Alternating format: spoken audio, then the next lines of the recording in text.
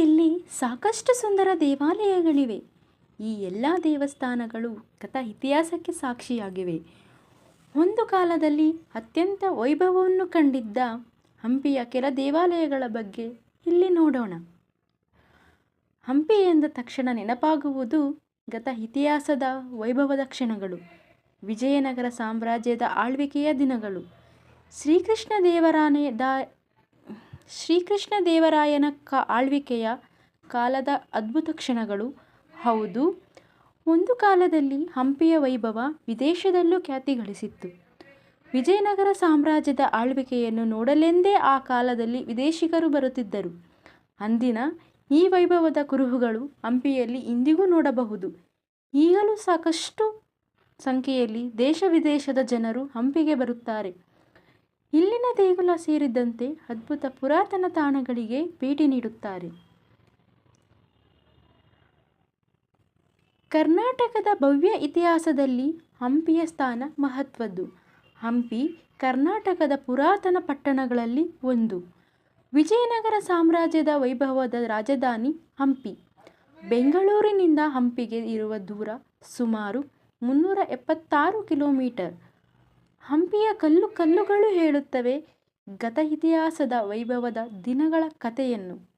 UNESCO ವಿಶ್ವ ಪರಂಪರೆಯ ತಾಣವಾಗಿರುವ ಹಂಪಿಯ ಸಾಕಷ್ಟು ಸ್ಮಾರಕಗಳು ಹೆಸರುವಾಸಿ. ವಿಜಯನಗರ ಸಾಮ್ರಾಜ್ಯದ ಪತನದ ಬಳಿಕ ಹಂಪಿಯ ವೈಭವ ಮರೆಯಾಯಿತು.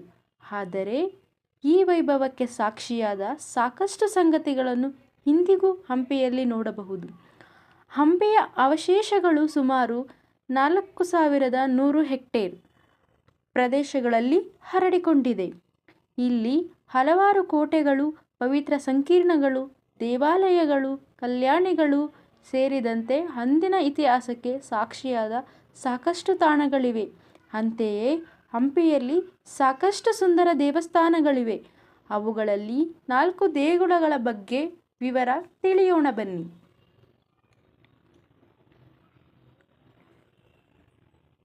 ಹಂಪಿಯ ಅತ್ಯಂತ ಪ್ರಸಿದ್ಧ ದೇವಾಲಯಗಳಲ್ಲಿ ಒಂದು ನಮ್ಮ ವಿಜಯ ವಿಠಲ ದೇವಸ್ಥಾನ. ಅದ್ಭುತ ವಾಸ್ತುಶಿಲ್ಪವನ್ನು ಕಣ್ತುಂಬಿಸಿಕೊಳ್ಳುವ ಅವಕಾಶ ಇಲ್ಲಿ ಸಿಗುತ್ತದೆ. ಇದೇ ದೇವಸ್ಥಾನದಲ್ಲಿರುವ ಕಲ್ಲಿನ ರಥ ಜಗದ್ವಿಖ್ಯಾತ. ಹಂಪಿಗೆ ಬಂದವರು ಇಲ್ಲಿನ ಕಲ್ಲಿನ ರಥವನ್ನು ನೋಡದೆ ಹೋಗಲಾರರು. ಆ ರಥವನ್ನು ನೋಡಿ ಎಲ್ಲರೂ ಮರುಳಾಗುವವರು. ಇಲ್ಲಿನ ವಾಸ್ತು ವೈಭವಕ್ಕೆ ಸರಿಸಾಟಿಯೇ ಇಲ್ಲ. ಸುಂದರ ವಾಸ್ತುಕೌಶಲ್ಯ, ಸೂಕ್ಷ್ಮ ಕೆತ್ತನೆಗಳು, ಅದ್ಭುತ ಎಂಜಿನಿಯರಿಂಗ್ ಕೌಶಲ್ಯಕ್ಕೆ ಈ ದೇಗುಲ ಸಾಕ್ಷಿ. ಅದು ಅಲ್ಲದೆ ಸಂಗೀತದ ನಾದ ಹೊರಹೊಮ್ಮಿಸುವ ಇಲ್ಲಿನ ಕಂಬಗಳು ಅದ್ಭುತಗಳೇ ಸರಿ. ಈ ದೇಗುಲ ಇಮ್ಮಡಿ ದೇವರಾಯನ ಕಾಲದಲ್ಲಿ ನಿರ್ಮಾಣವಾಗಿದ್ದಾಗಿ ಉಲ್ಲೇಖ ಸಿಗುತ್ತದೆ. ತುಂಗಾ ನದಿಯ ದಂಡೆಯ ಸನಿಹದಲ್ಲಿರುವ ಈ ದೇಗುಲ ಅದ್ಭುತ ಕಲಾ ನೈಪುಣ್ಯತೆಗೆ ಸಾಕ್ಷಿ. ಈ ದೇಗುಲವನ್ನು ನೋಡುವ ಸಲುವಾಗಿಯೇ ಸಾಕಷ್ಟು ಸಂಖ್ಯೆಯಲ್ಲಿ ಜನರು ಇಲ್ಲಿಗೆ ಭೇಟಿ ನೀಡುತ್ತಾರೆ. ಲಕ್ಷ್ಮೀ ನರಸಿಂಹ ದೇವಸ್ಥಾನ. ಶೇಷರಾಗನ ಮೇಲೆ ಕುಳಿತಿರುವ ವಿಷ್ಣುವಿನ ಉಗ್ರ ಅವತಾರಕ್ಕೆ ಹೆಸರುವಾಸಿಯಾದ ದೇಗುಲ ಇದು. ಏಕಶಿಲೆಯಲ್ಲಿ ಕೆತ್ತಿರುವ ಉಗ್ರ ನರಸಿಂಹ ದೇವರ ವಿಗ್ರಹವನ್ನು ಇಲ್ಲಿ ನೋಡಬಹುದು. ಕೃಷ್ಣದೇವರಾಯನ ಆಳ್ವಿಕೆಯ ಕಾಲದಲ್ಲಿ ಈ ವಿಗ್ರಹವನ್ನು ಕೆತ್ತನೆ ಮಾಡಲಾಗಿದೆ.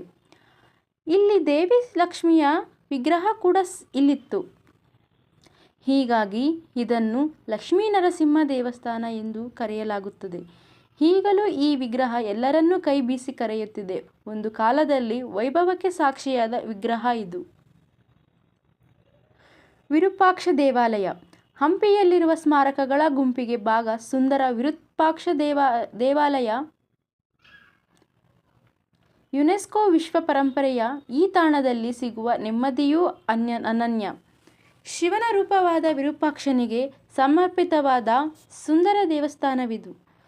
ತುಂಗಾ ನದಿ ದಡದಲ್ಲಿರುವ ಹಂಪಿಯ ಪ್ರಮುಖ ದೇವಾಲಯಗಳಲ್ಲಿ ವಿರೂಪಾಕ್ಷ ದೇವಸ್ಥಾನ ಕೂಡ ಒಂದು. ಹಂಪಿಯ ವೈಭವಕ್ಕೆ ಸಾಕ್ಷಿಯಾದ ಕುರುಹುಗಳನ್ನು ಇಲ್ಲಿ ಈಗಲೂ ನೋಡಬಹುದು. ಇದನ್ನು ಪಂಪಾಪತಿ ದೇವಾಲಯ ಎಂದು ಕರೆಯಲಾಗುತ್ತದೆ. ಸಾಕಷ್ಟು ಸಂಖ್ಯೆಯಲ್ಲಿ ಭಕ್ತರು, ಪ್ರವಾಸಿಗರು ಈ ದೇಗುಲಕ್ಕೆ ಭೇಟಿ ನೀಡುತ್ತಾರೆ.